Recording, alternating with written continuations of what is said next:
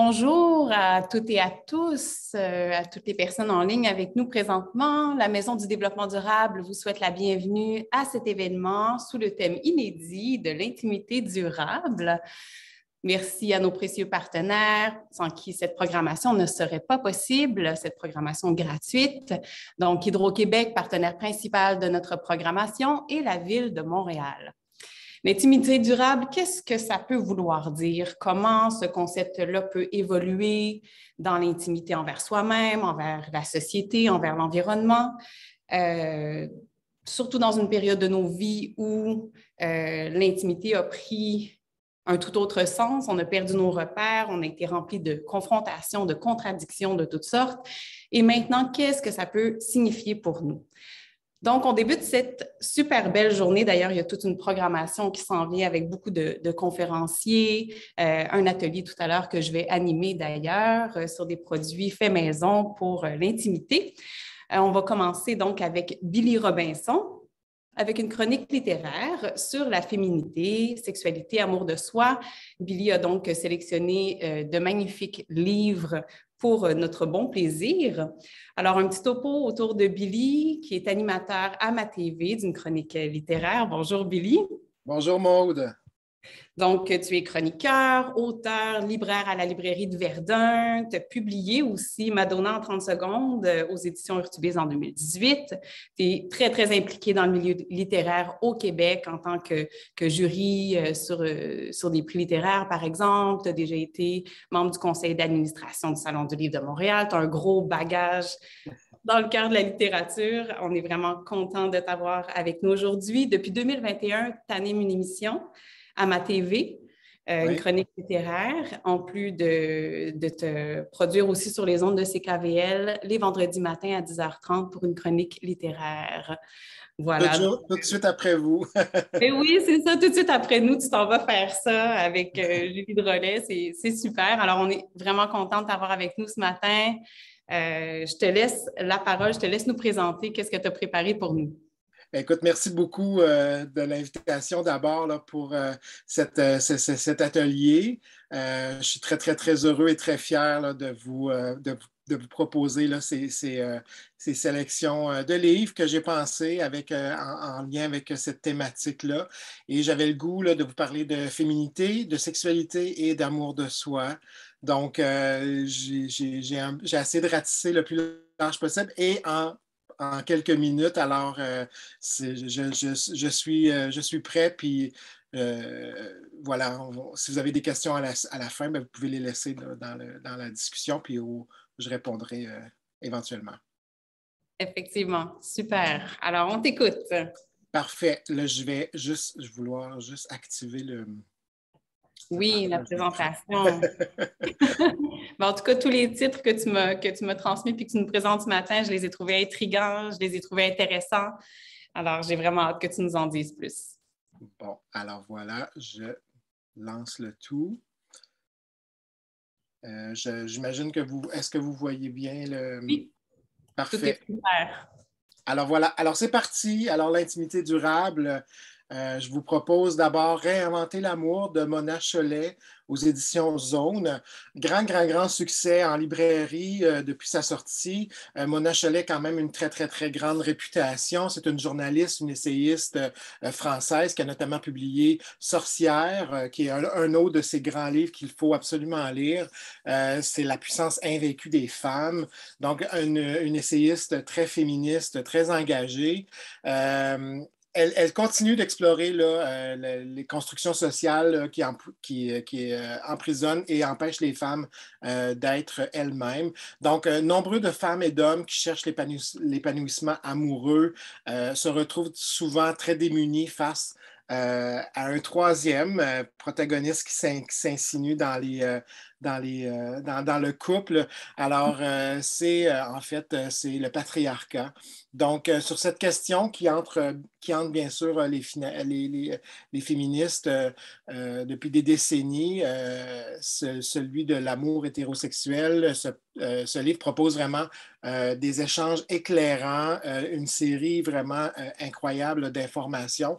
Donc, elle continue d'explorer et de déconstruire, en fait, les mythes autour de ce patriarcat-là. Et oui, parce que c'est quand même puissant comme titre. Billy, si tu me permets, Oui, le sous-titre de Réinventer l'amour, c'est comment le patriarcat sabote les relations hétérosexuelles. Fait que je pense qu'on est d'accord qu'effectivement, c'est là, c'est présent, puis je trouve ça puissant comme titre, puis ça donne vraiment envie de lire, puis de dire, OK, là, il y a vraiment quelque chose de concret qui est nommé par rapport à ça. exactement.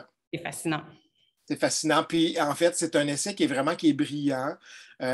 C'est vraiment la façon dont le patriarcat, justement, s'invite là, dans notre intimité, dans l'intimité des couples hétérosexuels, pour mieux le détruire, en fait, là, ce mythe-là, elle rend, des fois, même les relations deviennent difficiles et même impossibles. Donc, c'est souvent même, ça peut devenir fatal pour certaines femmes, malheureusement, avec beaucoup de fémicides. Donc, c'est les relations amoureuses entre hommes et femmes qu'il faut revisiter, donc réinventer l'amour. C'est un essai qui est brillant, c'est vraiment fascinant, c'est hyper intéressant pour tout le monde, pour tout public. Puis je pense que vous, mesdames, peut-être le laisser aller sur le coin de la table de chevet, là, et en fait, c'est pour amener la discussion. Oui, ben c'est ça que j'allais dire. Tu sais, le féminisme n'appartient pas qu'aux femmes. C'est un modèle qu'on emploie dans les Oui, deux côtés, là, dans les deux sexes. exactement. C'est tout à fait ça. Et c'est pour ça que je voulais absolument vous en parler. Et on a eu beaucoup de difficultés à le garder en librairie, tellement il y a de la demande pour ce OK. livre-là. Il a fait de belle presse. Alors là, il est revenu à nouveau disponible. Alors, euh, visitez votre libraire préféré ou à la librairie Verdun. Oui, certainement. Deuxième choix, Corps rebelle, Gabrielle Lisa Collard chez Québec Amérique, Réflexion sur la grossophobie. Gabrielle Lisa Collard est une autrice, journaliste, traductrice. Elle a grandi en partageant son temps entre l'Estrie et Montréal et elle avait lancé il y a quelques années un blog 10 octobre, que ça s'appelait, pour y traiter des sujets contre la lutte justement contre la grossophobie, l'industrie des régimes, l'acceptation de soi, de l'image. Donc, elle est maintenant rendue dans les Laurentides. Elle s'est exilée dans les Laurentides et ça lui a permis justement de travailler entre autres, sur ce livre-là. Elle a aussi écrit un excellent premier roman vraiment à lire. Mais bon, dans Corps rebelle, c'est vraiment ses meilleurs textes qui ont été produits dans son blog et aussi avec des textes inédits. Elle traite avec vraiment beaucoup d'aplomb et d'humour la quête du bonheur souvent qui passe par le corps. Et elle veut vraiment démystifier justement cet état de pensée. Et c'est vraiment un petit livre là, qui se lit vraiment très, très bien, qui fait du bien en fait. Je pense que tout le monde, on a toute une relation assez particulière avec notre corps et Gabrielle le rend très, très bien dans son livre. Oui, ben, je trouve ça touchant et important, même nécessaire que ce soit abordé dans la littérature. Euh, et aussi, c'est quelque chose qu'on a dû se battre fort pour amener publiquement, tu sais, c'est la diversité des corps, on en parle, on Oui, en parle. Puis c'est oui, quand même récent là, qu'on arrive à avoir des résultats tangibles, concrets dans la publicité, dans ce qu'on peut voir, dans l'image des produits, dans le marketing, et de plus en plus de chefs cuisinières ou de livres de recettes qui sont publiés par des personnes comme, tu sais, si je pense à Louni, si je pense oui. à Florence Léa Siri, tu sais, elle représente ce qui n'était pas représenté avant, puis je trouve ça beau de voir ça, Oui, vraiment. exactement. Puis l'idée derrière son livre, c'est ça, c'est l'acceptation de soi comme on est. Et c'est vraiment un livre qui fait du bien. Bon, super, un bon point de départ. Voilà. Euh, Petit manifeste de la masturbation féminine est arrivé cet automne en librairie et lui aussi a fait quand même quelques petites turbulences les tablettes des librairies parce que, ben, entre autres, Roxane Godel-Loiseau et Mélanie Guenette-Robert, deux filles vraiment allumées et drôles et sympathiques, ont fait beaucoup de belles promos autour de leur livre. Donc, si une femme qui lit est dangereuse, imaginez à quel point elle est une femme quand elle jouit. Alors, très, très belle accroche pour ce livre-là. Donc, c'est un livre, c'est vraiment pour démystifier, en fait, que la masturbation, je pense que toute notre esprit très religieux catholique que nous avons tous pas mal vécu au courant de notre vie rendait cet acte très intime et très personnel comme quelque chose de vraiment pas normal, pas sain. Et ben, en fait, voilà. Alors, les Roxane et Mélanie ont décidé, avec ce petit livre-là, agréable, sympathique, avec de belles illustrations, toutes simples, à nous justement démystifier la masturbation féminine comme un acte personnel pour prendre soin de soi. C'est vraiment un manifeste. Hein? Le mot est bien choisi pour le titre. C'est revendicateur et ça décomplexe aussi. Je pense que c'est ce qui a plu. Et j'étais toujours curieux de voir la réaction des hommes lorsqu'ils prenaient ce livre dans leurs mains, parce que moi, je le laisse. Quoi? Ben, écoute, je le laisse beaucoup traîner sur la table des nouveautés encore aujourd'hui, parce que je trouve que c'est un livre qu'il faut absolument à découvrir, en fait. Et je suis toujours surpris de voir le regard des hommes qui, sur le coup, sont un peu surpris par la couverture, vous le voyez. Ouais. Mais là, ils le regardent par curiosité et là, je les vois lire vraiment. Et là, ça me surprend toujours et c'est agréable. Donc, ça veut dire que c'est réussi. Les filles ont eu une façon accrocheur, je dirais. Ben oui, Là, de l'aborder.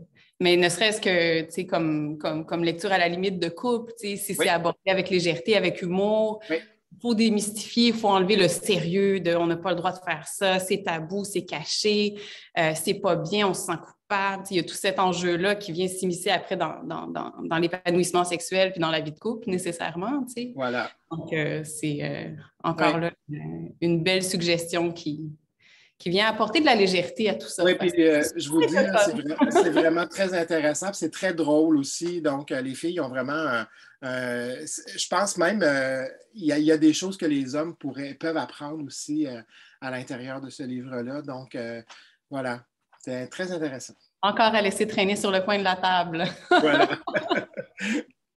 Sinon, ben, dans le même thème, réjouissez-vous de Émilie Nagoski, PhD, chez Québec Amérique. Donc, une nouvelle approche scientifique qui transformera votre vie sexuelle, en sous-titre. Pardon. Donc, oui, exactement. Et est-ce que je jouis comme les autres? Je pense que je n'ai jamais eu d'orgasme. Suis-je normal? Je ne profite pas de mes relations sexuelles car je m'inquiète tout le temps de mon corps. Comment changer? Alors, toutes ces questions-là et bien, bien, bien d'autres ont les réponses à l'intérieur de ce livre-là par Émilie. Donc, désir, excitation, plaisir, douleur aussi pendant les rapports orgasme, fétichisme, fantasme, tous ces thèmes-là sont abordés dans ce livre, ce beau livre. Encore une bonne plaquette aussi, je l'ai, attendez un tout petit peu ici. Donc, vous voyez, là, quand même, beaucoup, beaucoup d'informations. Pas du tout aride. Il y a des questions qui sont abordées, là, comme tu dis, il y a toutes sortes de thématiques qui sont abordées, puis des sujets des questions qu'on se dit peut-être, je suis peut-être la seule à vivre ça, puis finalement, si c'est abordé dans un livre, c'est que je ne suis pas toute seule à vivre ces défis-là au sein de mon couple et de ma sexualité. Exactement. Parce qu'Émilie, elle est une sexologue, elle est autrice, conférencière, chercheur, diplômée en sciences comportementale, excusez-moi, américaine. Donc, c'est une grande spécialiste qui a vécu beaucoup, qui a rencontré beaucoup de femmes, entre autres, dans sa pratique. Donc, ça a été un énorme succès, ce livre-là, en anglais, bien sûr. C'est maintenant traduit en 17 langues, ce qui n'est quand même. peut-être bon signe, qui arrive depuis cet automne, oui, voilà, au Québec, en français, chez Québec Amérique. Donc, c'est vraiment un guide décomplexant, libérateur, parce qu'en matière de sexe aussi, je pense que chaque femme est unique et normale. Donc, voilà, Voilà, c'est le qui est mot de la normal, fin de ce livre-là. Oui. effectivement. Euh, Dans l'estime de soi maintenant, je vous dirais, c'est le temps de briller de Isabelle Laflèche et Christine Michaud, deux personnalités littéraires qu'on connaît quand même assez bien. Christine Michaud, qui est une spécialiste, là, psychologue positive, grande professeure du bonheur, comme on l'appelle. Elle est autrice de nombreux best-sellers et elle a toujours été fascinée par l'être humain et le mieux-être. Tandis que Isabelle Laflèche, elle est autrice et conférencière et elle est connue, elle aussi, pour des best-sellers en littérature québécoise, entre autres J'adore New York, J'adore Paris, qui étaient dans le milieu de la mode, qui ont vraiment beaucoup, beaucoup plu aux lectrices. Euh, Elle a écrit aussi une série jeunesse. Donc, c'est une fille très positive, très lumineuse. C'est une fille que j'adore. C'est une fille que j'ai croisée à quelques moments dans ma carrière. On s'est comme côtoyé à quelques occasions et on a publié à la même maison d'édition. Donc, c'est sûr que ça a aidé aussi. Mais Mais oui, elle est extraordinaire. C'est une fille lumineuse, géniale, magnifique. Alors, ce petit livre-là, C'est le temps de briller. Magnifique. En fait, très lumineux, très coloré. Vous voyez, là, on est vraiment dans les bâtiments, dans les paillettes. En fait, c'est l'idée, c'est vraiment l'idée d'être lumineuse, quels sont les, de découvrir en fait la psychologie positive, des textes, des tests, des exercices, des et donc conseils pratiques. on y trouve vraiment des outils concrets à utiliser, Exactement. on peut analyser nous-mêmes un peu notre situation, notre profil pour Voilà. ensuite Donc, s'adapter, là. oui, et ça se, ça se parcourt là, de façon vraiment géniale, tranquillement, avec un bon thé. On lit ça, on fait les exercices. Même moi, j'ai eu beaucoup de plaisir à le faire. Alors, je pense que c'est pour un public féminin, bien sûr, mais il y a quelque chose que je pense que tout le monde peut aller chercher là, à l'intérieur de ces, de ces de cette éducation-là, je pense, d'être Oui, juste. parce que le bien-être et le bonheur est brillant. On associe souvent ça à la femme ou à la Ouais. féminité, mais C'est tout le monde. un autre tabou qu'il faut enlever dans le couple, c'est pas à la femme d'avoir tout le temps ce genre que c'est elle qu'il faut qu'il mette le bonheur dans le couple. Là. Non, Donc, exactement. Puis, tu sais, sans mettre le poids nécessairement sur la femme, c'est aussi que oui, c'est moins commun d'en oui, parler auprès oui, des hommes entre eux. oui, Moins de littérature qui est dirigée vers les hommes, ça va être plus au niveau du succès, au niveau de oui, l'argent. Puis oui, ça, c'est juste parce que c'est ancré socialement. Puis après, oui, effectivement, c'est à nous de changer ça oui. un coup à la fois, un individu Voilà. à la fois. Et rapidement, peut-être un petit dernier pour Oui, c'est tellement justement important. prendre le temps, justement, c'est de prendre 10 minutes de bonheur par Madeleine Arcan. Euh, un autre beau livre vraiment réussi, encore une fois, avec une facture visuelle vraiment réussie, beaucoup Et de beaux textes ça, je trouve que ça aide à parcourir des livres de ce genre-là qui amènent une information vraiment importante et pertinente, mais qu'on parcourt un petit peu comme une œuvre d'art, si on veut. oui, C'est beau, les textes sont bien oui. écrits, il y a de l'imagerie. Ça, On je trouve laisse ça sur la table, puis ça amène aussi la discussion quand on a de la visite ou quand le conjoint ou la conjointe s'assoit avec nous, on peut le regarder ensemble et ou même si on est seul, ça fait juste du bien là, avec ces images-là très positives, très lumineuses, à l'image de la couverture, comme vous ça. voyez, là, Madeleine qui est rayonnante, qui est pleine de petites informations qui circulent autour d'elle. Donc, Effectivement, un peu pour justement, l'air. voilà, prendre l'air et évacuer justement ces petits à côté-là qui peuvent embrouiller un peu notre vie. Donc, rapidement, votre vie est-elle bien trop remplie? Donc, prendre un peu de temps pour soi, ralentir. C'est vraiment 45 leçons de 10 minutes qui sont inspirées par le bouddhisme et on va apprendre à lâcher prise, à revenir au moment présent. Donc, la vérité, c'est que le bonheur est déjà là elle va nous y guider à y accéder.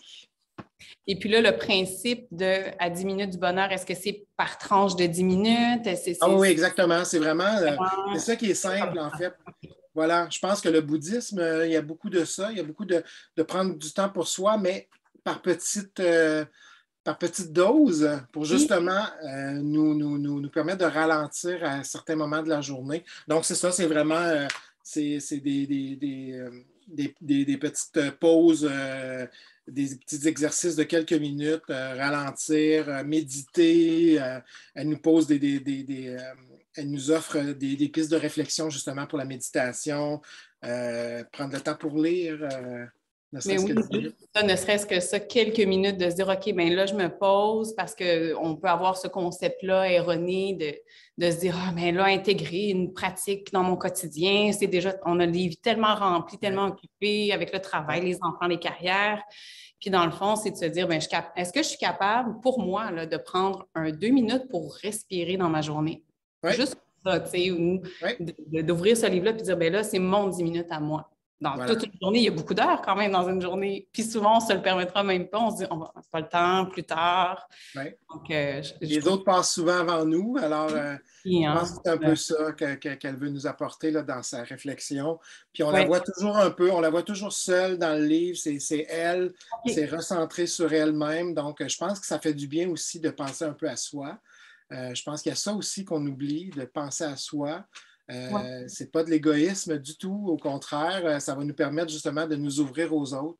Et ça, moi, ça me parle beaucoup en fait. Là. Je trouve que on passe nos journées à- à être entouré de personnes. Moi, je travaille dans le public, donc je suis entouré de personnes. J'aide le plus de personnes possible à trouver la bonne lecture ou à chercher à trouver ce qu'ils cherchent. Alors, j'ai besoin de ces moments-là, ne serait-ce que dans le métro, avec une petite musique, faire une réflexion pendant 10 minutes, pendant un trajet. C'est aussi simple que Oui, ça parfois. oui, je suis bien d'accord avec toi. Puis c'est des pratiques qu'on devrait intégrer chacun Oui, pour soi, à son rythme, à sa façon. oui. Puis, tu sais, toutes les suggestions de lecture que tu as faites sont vraiment très, très pertinentes. Moi, ma liste se rallonge. J'ai déjà une longue liste de livres Oui, à c'est pas. Il y en voir avait beaucoup, beaucoup d'autres. Je me suis J'en doute arrêté à. même pas. Oui. Alors, venez nous voir, venez nous Ah, rencontrer, allez voir votre libraire, posez-lui des questions sur ses coups de cœur et ou ses découvertes il ou elle a fait dans ces domaines-là. Il y en a plein, plein, plein. Ça va dans toutes les directions, puis c'est bien parce qu'on est tous uniques dans le fond et les auteurs et les autrices aussi. Donc, ça peut n'hésitez pas. correspondre à chacun. On peut Ouais, trouver chacun un livre pour notre table de chevet, puis ça ramène tout ça. On se demande peut-être, bon, intimité durable, qu'est-ce que ça a un rapport avec le développement durable ou la maison du développement durable, mais partir de soi, c'est ce qui nous permet après d'aller vers l'extérieur aussi de manière plus disponible, plus adaptée pour en pleine conscience auprès des autres êtres humains, puis auprès de l'environnement, la nature et tout ça. Donc, Billy, un immense merci. C'était vraiment un plaisir de t'avoir avec nous. Merci pour ces belles suggestions qui seront disponibles suite à l'événement. On va tout envoyer ça à nos participants pour qu'ils puissent y accéder. oui, parce Donc, qu'on parle vite, là, puis là, peut-être pas eu le temps de noter, là, ça mais passe vite, ils n'ont pas le temps de noter, donc vous inquiétez pas, on va tout vous envoyer ça par courriel après. Vous pourrez relaxer, commander ça en ligne ou aller chez votre libraire, à la librairie de Verdun. Pourquoi pas, on va peut-être s'y croiser. Et puis, on va prendre une petite pause, puis on va revenir tout de suite après avec Julie Bloom, qui est formatrice, conférencière et coach en santé mentale et bien-être pour une conférence sur l'amour de soi, l'autocompassion et l'auto-soin. Encore merci, Billy. Bonne journée. merci. On se Belle retrouve journée, très amusez-vous bientôt. bien. Bye Oui, bye. merci.